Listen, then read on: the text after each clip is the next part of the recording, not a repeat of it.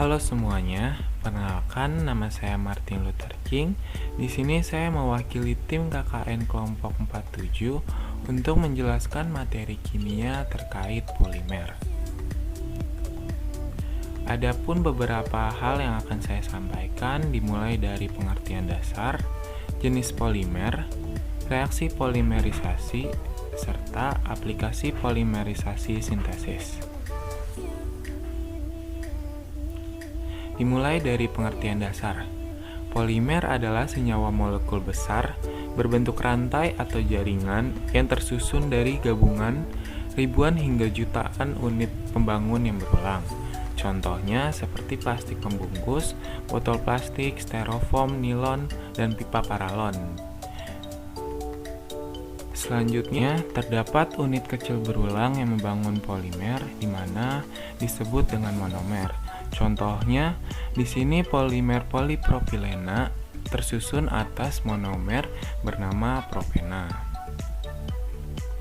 Dapat dilihat pada gambar di bawah, terdapat monomer propena yang tersusun menjadi polimer polipropilena.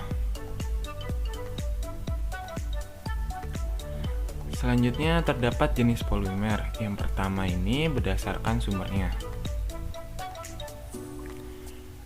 Jenis polimer berdasarkan sumbernya pertama adalah polimer alam, di mana polimer ini sudah terdapat di alam dan terbentuk secara alami. Contohnya seperti karet alam, protein, amilum, selulosa, asam nukleat, di mana masing-masing polimer tersebut memiliki monomer sebagai berikut dan juga terdapat sumbernya. Yang kedua, terdapat polimer sintesis. Polimer ini dibuat oleh manusia untuk berbagai tujuan, bisa untuk bidang industri, otomotif, dan masih banyak lagi. Di bawah merupakan contoh-contoh polimer sintesis seperti polietilena, polipropilena, PVC, dan lain-lain. Selanjutnya, jenis polimer berdasarkan monomer penyusunnya. Yang pertama ada homopolimer, di mana polimer tersebut tersusun dari satu jenis monomer saja. Contohnya seperti polietilena yang hanya terdiri dari etena, ataupun polipropilena yang hanya terdiri dari propena.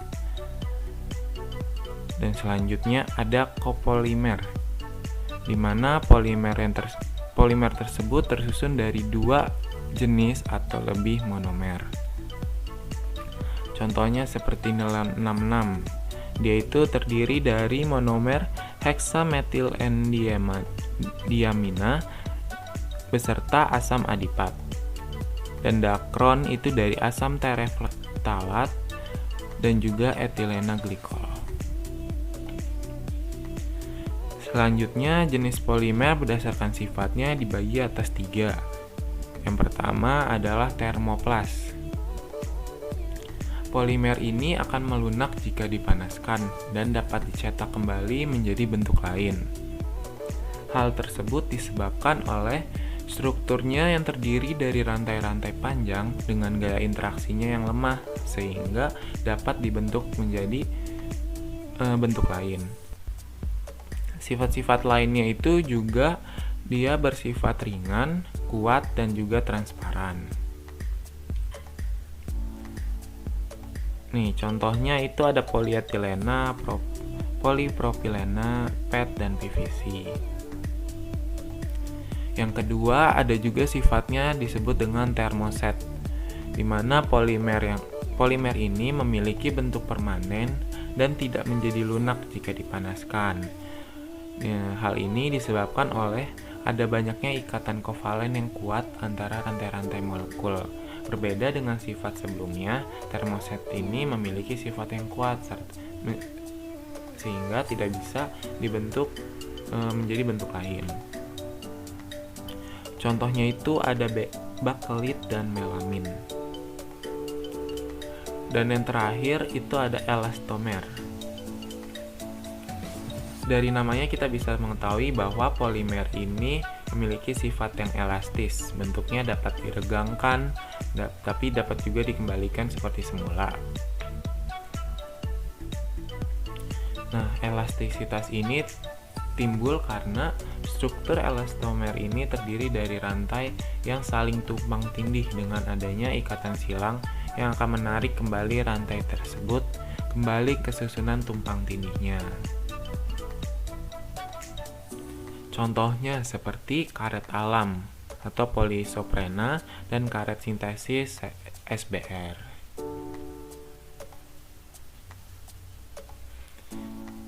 Selanjutnya kita masuk ke reaksi polimerisasi. Reaksi pembentuk polimer dari monomernya disebut dengan polimerisasi. Nah, reaksi polimerisasi ini dibagi menjadi dua, yaitu polimerisasi adisi dan juga polimerisasi kondensasi. Apa bedanya? Mari kita lihat. Yang pertama, polimerisasi adisi. Polimerisasi adisi ini terjadi pada monomer yang mempunyai ikatan rangkap. Umumnya, monomer yang direaksikan dalam polimerisasi adisi adalah senyawa alkena dan turunannya. Dari reaksi ini dihasilkan polimer adisi sebagai produk tunggal. Nah, kita lihat contohnya nih, reaksi polimerisasi adisi. Pertama, di sini ada pembentukan polietilena dari etena. Nah, di sini kita dapat melihat bahwa monomer etena ini memiliki ikatan rangkap di tengah-tengah ini. Nah, dan juga di sini pembentuk PVC itu ada vinyl klorida. Di sini juga ada ikatan rangkap. Selanjutnya ini pembentuk poliisoprena juga dari monomer isoprena, di mana di sini ada ikatan rangkap antara H2C dengan C dan juga CH dengan CH2. Nah, pembentukan ini disebut dengan reaksi polimerisasi adisi. Selanjutnya, polimerisasi kondensasi. Polimerisasi kondensasi ini merupakan penggabungan monomer dengan reaksi kimia yang terjadi antara dua gugus fungsi yang berbeda dari masing-masing monomer. Polimerisasi ini terjadi pada monomer yang masing-masingnya mempunyai dua gugus fungsi reaktif. Dari hasil polimerisasi kondensasi dihasilkan polimer dan juga molekul-molekul kecil seperti H2O, HCl, CH3OH. Polimer ini terjadi seperti polyester, polyamida yang disintesis melalui reaksi polimerisasi kondensasi. Dapat dilihat contohnya ini dari polimerisasi kondensasi itu adalah pembentukan polyester nih, di mana polyester ini terbentuk dari dimetil tereftalat dan juga etilena glikol. Nah, dia di sini menghasilkan polyester dan juga molekul kecil CH3OH atau metanol. Selanjutnya ada juga pembentukan polyamida, di mana nilon 66 ini terdiri dari asam adipat dan juga heksametil endiamina yang menghasilkan nilon 66 dan juga H2O atau air. Seperti itu.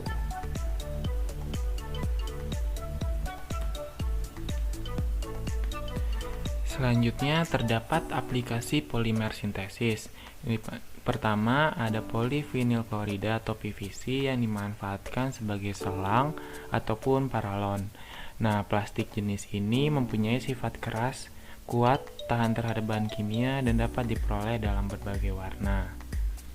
Selanjutnya terdapat polistirena atau biasa disebut PS, di mana jenis plastik ini bersifat termoplas dan juga paling berguna serta bersifat jernih, keras, halus, mengkilap, dan dapat diperoleh berbagai warna.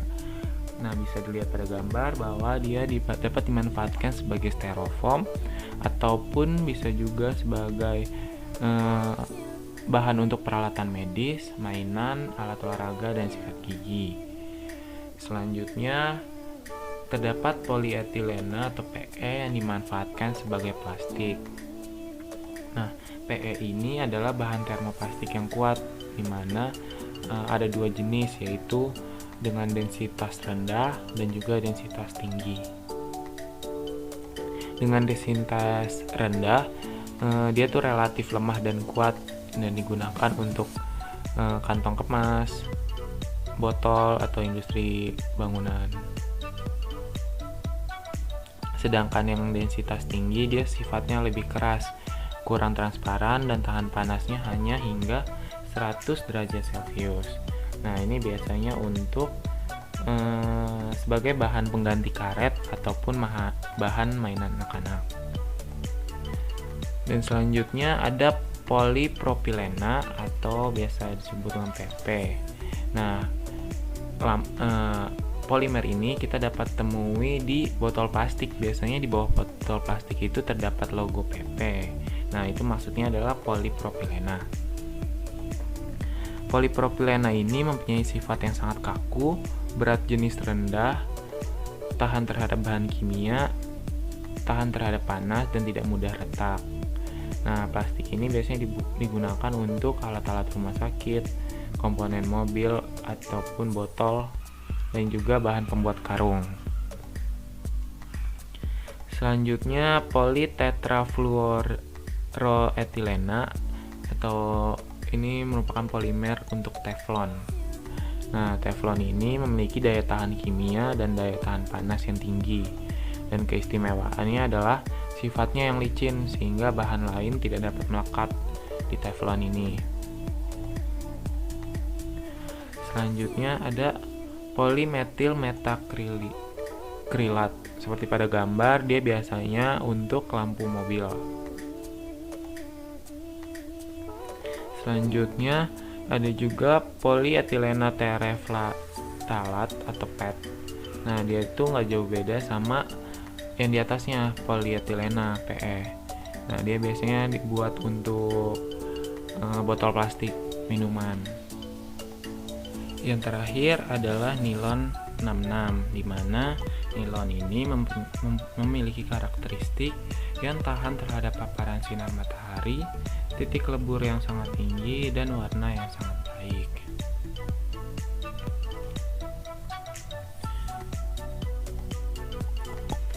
Sekian penjelasan materi terkait polimer. Semoga bermanfaat. Terima kasih.